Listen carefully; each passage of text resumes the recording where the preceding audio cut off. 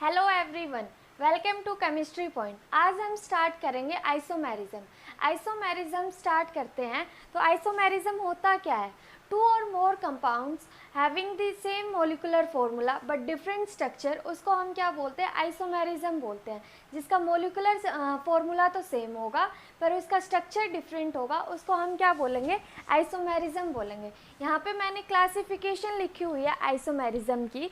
Isomerism two parts के अंदर divided है। एक स्ट्रक्चरल आइसोमेरिज्म, दूसरा है अपना स्टीरियो आइसोमेरिज्म। क्या है? एक स्ट्रक्चरल आइसोमेरिज्म, दूसरा है स्टीरियो आइसोमेरिज्म। तो स्ट्रक्चरल आइसोमेरिज्म की बात करते हैं हम। स्ट्रक्चरल आइसोमेरिज्म फिर फर्दर डिवाइडेड है, तो और स्टीरियो आइसोमेरिज्म भी फर्दर पार्ट्स में डिवाइडेड है। तो यहाँ पे हम सबसे पहले देखते हैं स्ट्रक्चरल आइसोमेरिज्म। एक तो है चेन आइसोमेरिज्म, दूसरा है पोजीशन आइसोमेरिज्म, तीसरा है फंक्शनल आइसोमेरिज्म और चौथा है मेटामेरिज्म, पांचवा है रिंग चेन आइसोमेरिज्म। तो यहाँ पे ये 5 पार्ट्स के अंदर डिवाइडेड है। Chain isomerism, position isomerism, functional isomerism और मेटामेरिज्म और रिंग चेन आइसोमेरिज्म। यहाँ पे अब हम इनके देखते हैं। चेन आइसोमेरिज्म क्या होता है?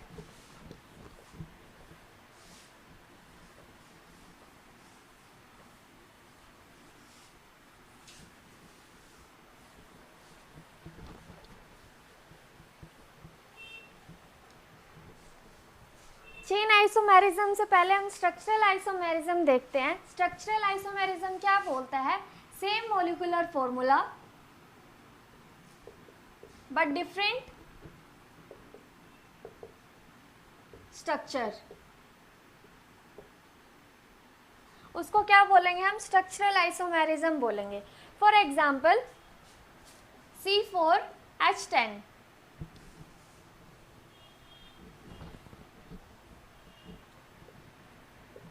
C4H10 के हम स्ट्रक्चर बना के देखते हैं कि ये कैसे सेम है या नहीं है।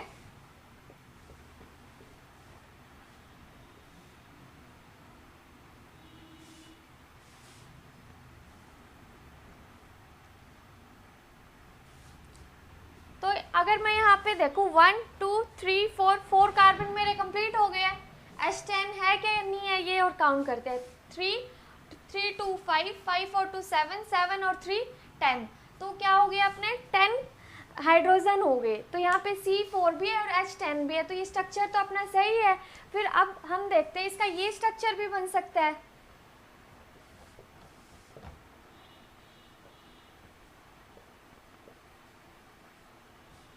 इसके अंदर देखते हैं कार्बन कितने हैं? 4, हाइड्रोजन कितने हैं? 10। तो ये क्या हो गया? दोनों का क्या है? मोलिकुलर फॉर्मूला तो C4H10 है, इसका भी और इसका भी, बट दोनों का स्ट्रक्चर क्या है? अलग अलग है। तो उसको हम क्या बोलते हैं? स्ट्रक्चरल आइसोमेरिज्म बोलेंगे। अब हम स्ट्रक्चरल आइसोमेरिज्म में सबसे पहला पार्ट करते हैं चेन आइसोमेरिज्म।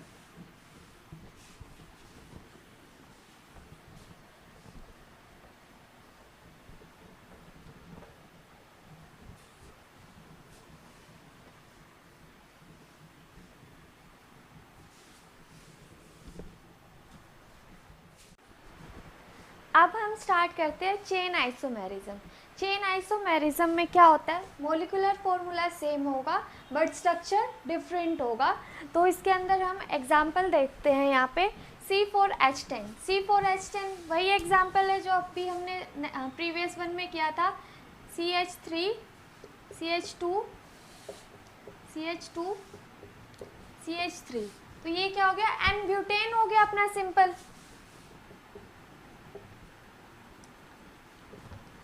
फिर इसके अंदर अगर हम उसके नेक्स्ट इसका स्ट्रक्चर देखते हैं तो यहाँ पे क्या हो जाएगा? 2 मिथाइल प्रोपेन हो जाएगा, पर जो मोलिकुलर फॉर्मूला है वो क्या रहेगा? सेम रहेगा। अब हम नेक्स्ट इसके अंदर ये वाला C5H12 के देखते हैं कि चेन आइसोमेरिज्म में कैसे होगा।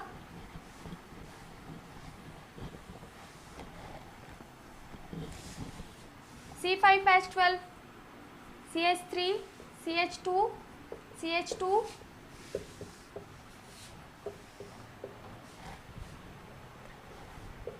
ये क्या हो गया अपना? C5H12 3 to 5 7 7 to 9, 9 और 3 12, तो क्या हो गया, हाइड्रोजन 12, कार्बन 5। अगर हम इसी को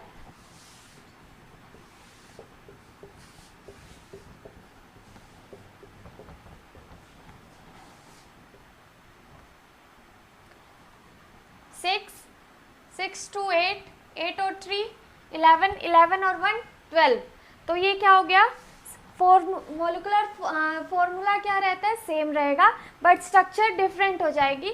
उसको हम क्या बोलेंगे, चेन आइसोमेरिज्म बोलेंगे। इसका एक स्ट्रक्चर और बन सकता है।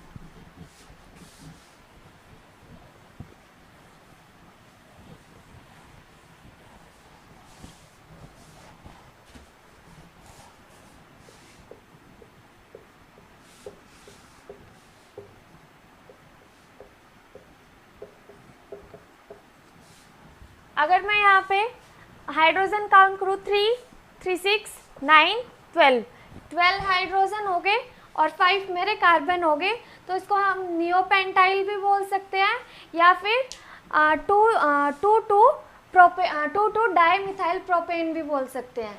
तो ये क्या था अपना चेन आइसोमेरिज्म। अब हम नेक्स्ट करेंगे चेन आइसोमेरिज्म के बाद में पोजीशन आइसोमेरिज्म।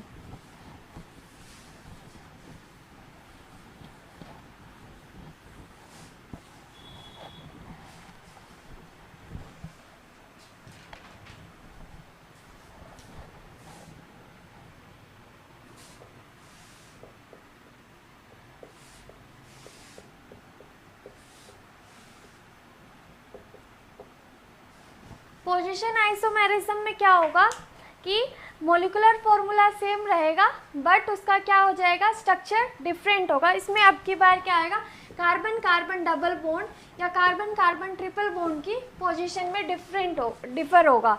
तो इसके अंदर अगर हम एग्जांपल देखते हैं, CH3, CH2,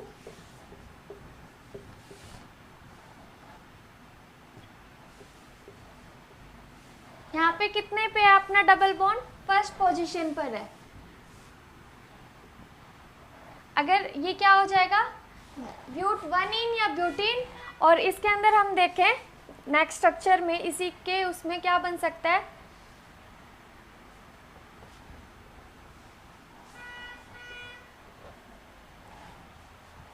ये स्ट्रक्चर होगा। तो ये अपना क्या हो जाएगा, ब्यूट-2इन, फर्स्ट, सेकेंड, थर्ड, फोर्थ। यहाँ से काउंट करो, यहाँ से काउंट करो, इसको सेकंड पोजीशन नहीं मिलनी है अल्कीन को, तो ये क्या हो जाएगा, ब्यूट-2इन हो जाएगा। तो इसके अंदर हम अगर फंक्शनल ग्रुप, ये तो था डबल बॉन्ड या ट्रिपल बॉन्ड पोजीशन पे, अगर हम फंक्शनल ग्रुप देखते हैं इसी के अंदर,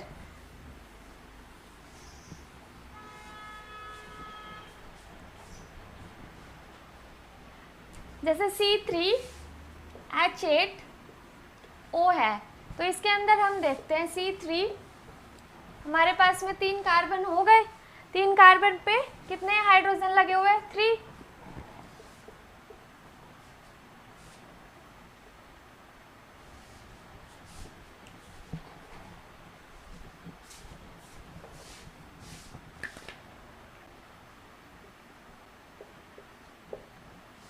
तो क्या हो जाएगा ये, अगर हाइड्रोजन काउंट करूँ मैं 3, 4, 4 और 3 7, 7 और 1 8, तो ये हो गया। अगर इसकी फंक्शनल ग्रुप की पोजीशन क्या है, 2 पे अपने यहाँ पे। अगर इसी में मैं यूं देख लूँ, इसका ये स्ट्रक्चर बना ले,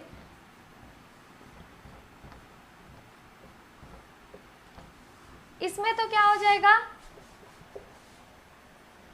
prop2ol, और इसमें क्या होगा, prop1ol।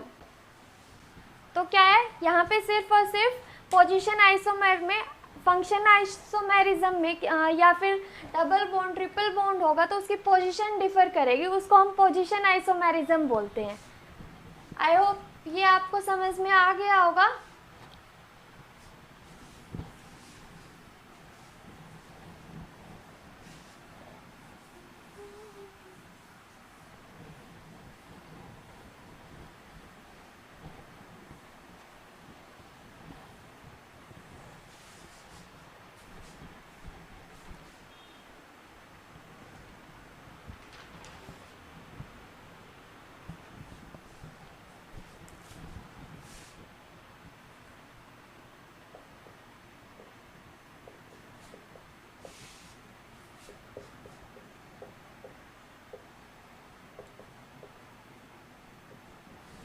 फंक्शनल आइसोमेरिज्म में क्या होगा कि यहाँ पे मोलिकुलर फॉर्मूला सेम रहेगा बट स्ट्रक्चर डिफरेंट रहेगा।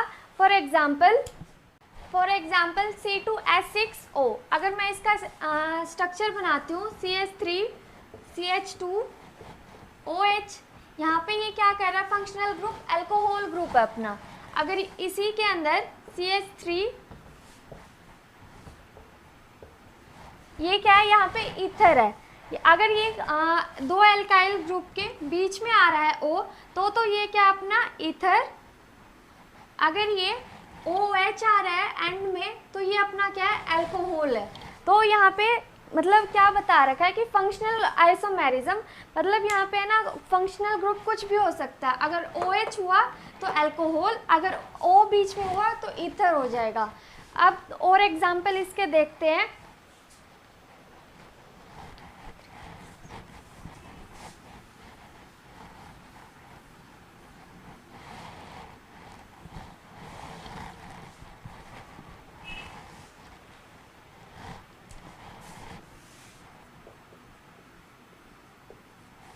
C3H6O2, इसमें क्या होता है, अगर CH3 CH2 C double bond OH, तो ये तो क्या हो गया अपना कार्बोक्सिलिक एसिड बन गया।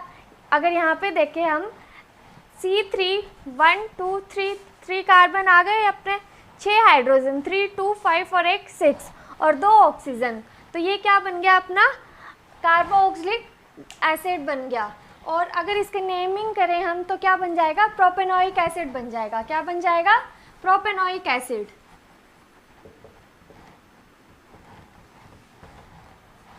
अगर इसी के अंदर हम दूसरा देखते हैं, यहाँ पे क्या करेंगे हम, एस्टर। एस्टर में क्या होगा,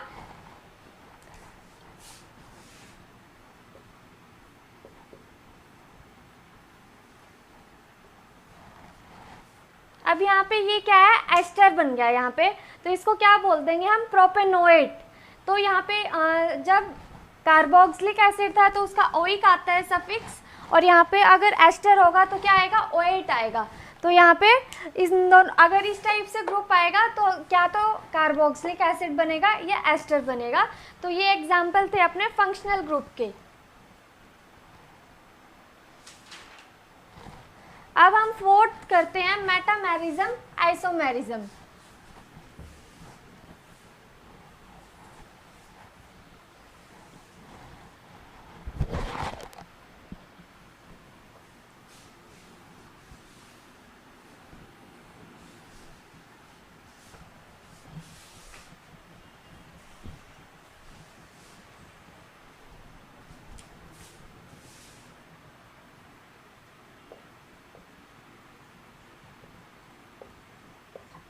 मेटामेरिज्म आइसोमेरिज्म में क्या होगा, same molecular formula but different structure, उसको हम क्या बोलेंगे, मेटामेरिज्म। मेटामेरिज्म में इसके एग्जांपल्स में क्या लेंगे हम, ईथर्स, कीटोन और एस्टर या फिर सेकेंडरी एमीन लेंगे।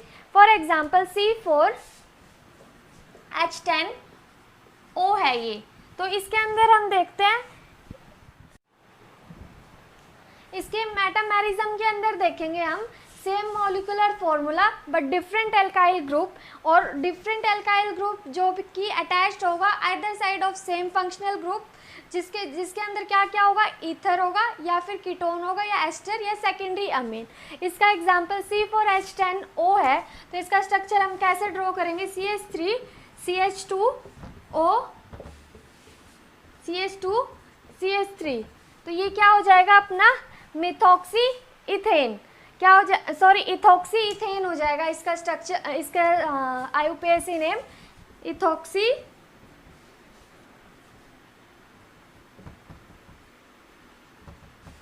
तो क्या होगा, इथॉक्सी इथेन। या फिर क्या हो सकता है, इसको हम CH3 CH2 CH2 methoxy propane, ये भी हो सकता है इसका नाम। मतलब मोलिकुलर फॉर्मूला तो सेम है बट यहाँ पे जो ऑक्सीजन यहाँ पे किससे अटैच है, एक मिथाइल ग्रुप से और यहाँ पे प्रोपेन से। और इसके अंदर देखें हम ऑक्सीजन, यहाँ पे भी इथेन है और यहाँ पे भी इथेन है, बट एक में ये O काउंट होगा तो इथॉक्सी हो जाएगा, और जो बच गया वो क्या हो जाएगा, इथेन। और इसके अंदर क्या हो जाएगा, ये हो जाएगा अपना प्रोपेन, और जो इसके साथ में अटैच है उसको हम बोलेंगे मिथॉक्सी। आई होप ये क्लियर होगा आपको। तो ये था अपना मेटामेरिज्म। मेटामेरिज्म में हम फंक्शनल ग्रुप, यहाँ पे जो एल्काइल ग्रुप है वो देखेंगे कि एल्काइल ग्रुप किससे अटैच है और क्या उसका नेम हो रहा है।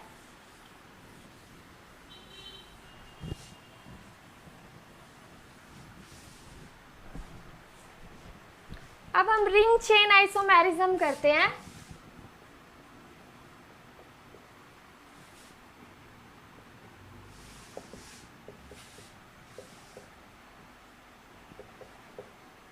रिंग चेन आइसोमेरिज्म में क्या होगा,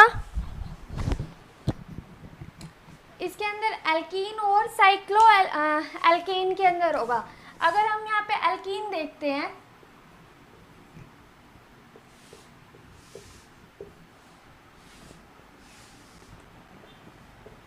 तो ये अपना क्या हो गया, सिंपल एल्कीन हो गया। अगर हम इसी के अंदर साइक्लो एल्केन के अंदर देखें हम,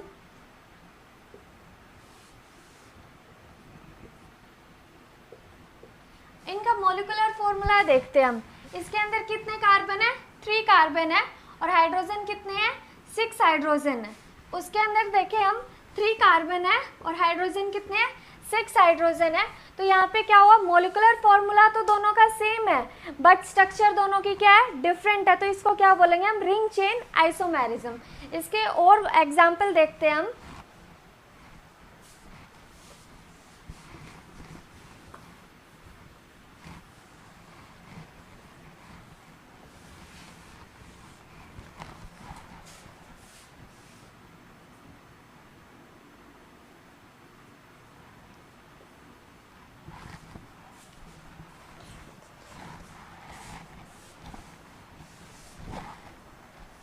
क्या हो जाएगा, CH2 CH2 CH2 CH2।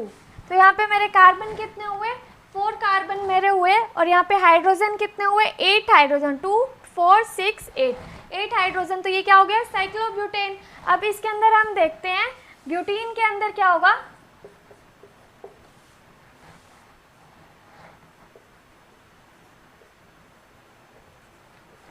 Carbon 4 है, हाइड्रोजन 2 3 और 3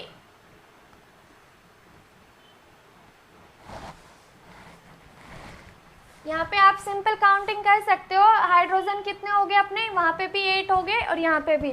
तो ये कहना चाह रहा है रिंग चेन में जो एल्कीन और साइक्लो एल्केन हम यूज़ कर रहे हैं उनका मॉलिक्यूलर फॉर्मूला तो सेम होगा बट उनका स्ट्रक्चर क्या होगा, डिफरेंट होगा। तो ये क्या था अपना ring chain isomerism.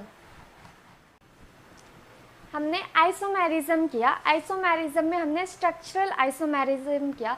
Structural isomerism के हमने chain isomerism, position isomerism, functional group isomerism, metamerism और रिंग चेन आइसोमेरिज्म किया। अब हम करेंगे स्टीरियो आइसोमेरिज्म। स्टीरियो आइसोमेरिज्म क्या होता है, स्टीरियो आइसोमेरिज्म में क्या होगा कि कोई भी मॉलिक्यूलर फॉर्मूला या फिर मॉलिक्यूलर स्ट्रक्चर सेम होगा पर डिफरेंट क्या होगा, स्पेटियल अरेंजमेंट ऑफ एटम के अंदर डिफरेंस होगा। फॉर एग्जांपल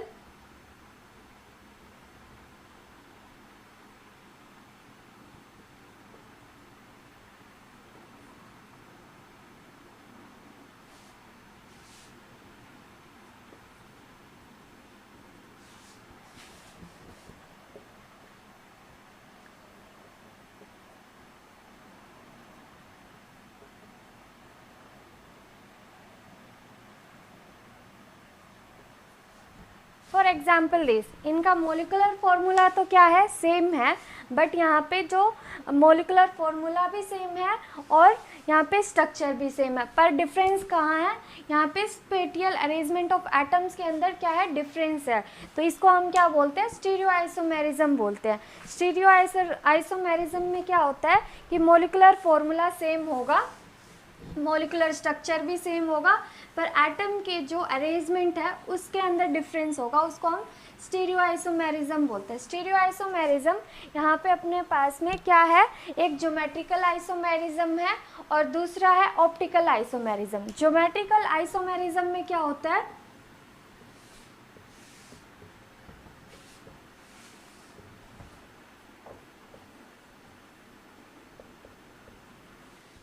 अब हम यहाँ पे ज्योमेट्रिकल आइसोमेरिज्म देखते हैं। ज्योमेट्रिकल आइसोमेरिज्म क्या होता है?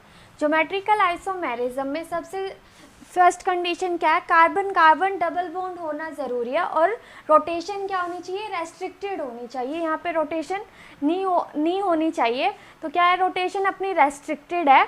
और यहाँ पे जो ग्रुप है, यहाँ पे जैसे एक्स एक्स और वाई वाई, अगर ये सेम साइड है दोनों, ये वाला और ये वाई वाई सेम साइड है और एक्स एक्स सेम साइड है, तो मतलब क्या होगा, वो वहाँ पे अपनी ज्योमेट्री होगी सिस ज्योमेट्री होगी।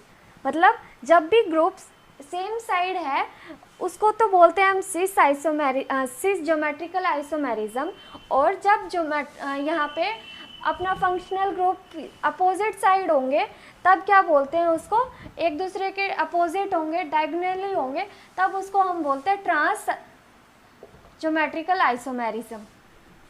क्या बोलते हैं, ट्रांस ज्योमेट्रिकल आइसोमेरिज्म। तो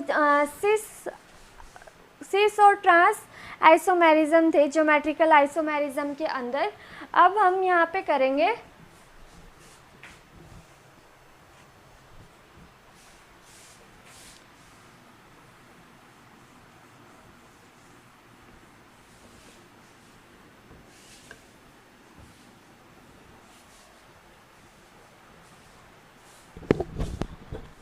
ज्योमेट्रिकल आइसोमेरिज्म के लिए क्या कंडीशन होना क्या ज़रूरी है।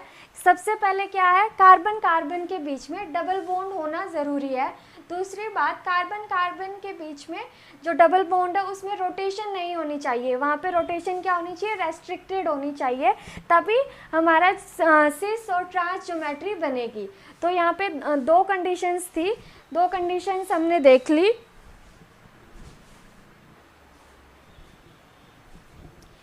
यहाँ पर एक एप्लीकेशन है, इसके अंदर हम देखते हैं, ये अपनी सिस फॉर्म है, ये अपना ट्रांस फॉर्म है। तो इस सिस फॉर्म के अंदर ये जो CH3 है, इसका डायपोल किस साइड जा रहा है, अंदर की साइड, और इसका भी डायपोल इस साइड जा रहा है।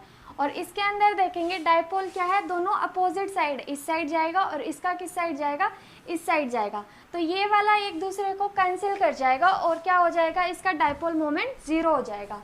और यहाँ इसके अंदर अगर हम देखते हैं इसका डायपोल मोमेंट इस डायरेक्शन में और इस डायरेक्शन में रिजल्टेंट डायपोल मोमेंट आएगा, वो अपर डायरेक्शन में आएगा, जो कि 0 नहीं होगा।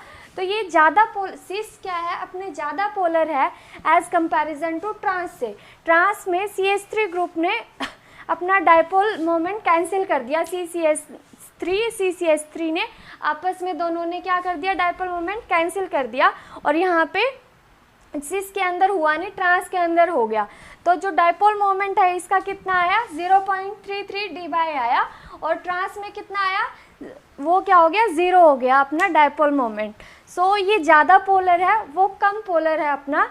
तो ये था अपना स्टीरियो आइसोमेरिज्म।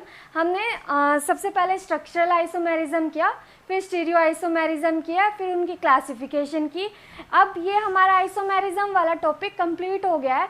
अब हमने ये कंप्लीट कर लिया है। अब नेक्स्ट लेक्चर के अंदर हम करेंगे fundamental concept of organic reaction mechanism. Thank you. Please like and subscribe chemistry point. Thank you.